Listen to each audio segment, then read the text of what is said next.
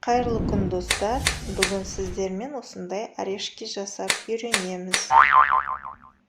Орешкиді күнделікті жегенге, дастарханға қойғанға жасасаңыздар, өте дәмді, тез желініп қояды. Ал енді қажетті затымыздың барлығын дайындап аламыз. Дайын болған затымызды үлкен ыдысқа жұмыртқамызды, қантымызды жақсылап отырып, қантымыз ерігенше араластырамыз. Міне қантымыз еріді. Енді үстіне бөлме температурасындағы маргариніміз, яғни 72% маргаринді саламыз. Ары қарай майонез саламыз. Барлығын жақсылап араластырамыз. Үстінен жүгері крахмалын саламыз, яғни кукурузный крахмал. Басқа крахмал салуға болмайды.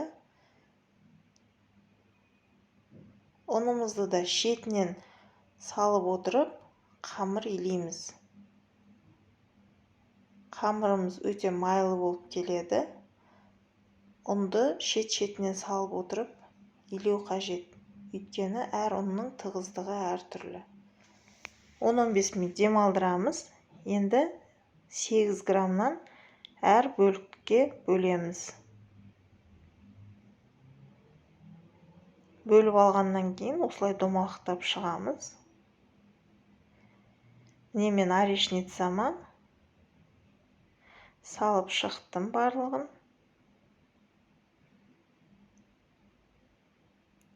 2-3 минут көлемінде пісіп шығады. Енді өздеріңіздің орешницаларыңызға қарай байқап көресіздер. Міне осындай орешкилар шықты. Осылай бүкіл қамырды пісіріп алдым. Міне менде осындай орешкилар шықты. Өте әдемі, қытырлақ болып дайын болды.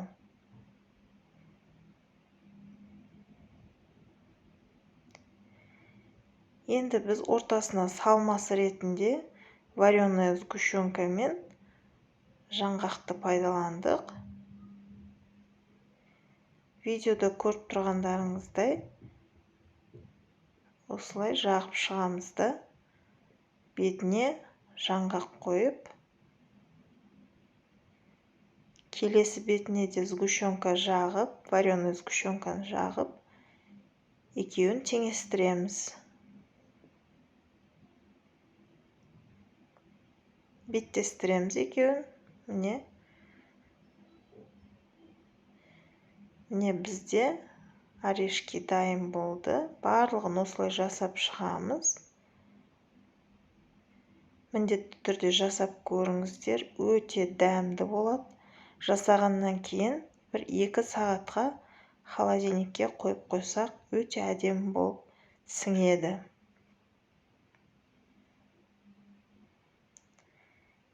Егер менің каналыма сіздерге ұнап жатса, міндетті түрде пікір қалдырып, лайк басып, маған тіркеліп өтуді ұмытпаңыз.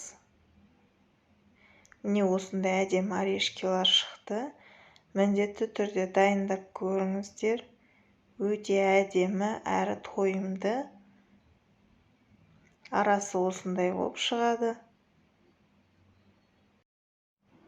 Ас болсын, сіздермен болған Айдана.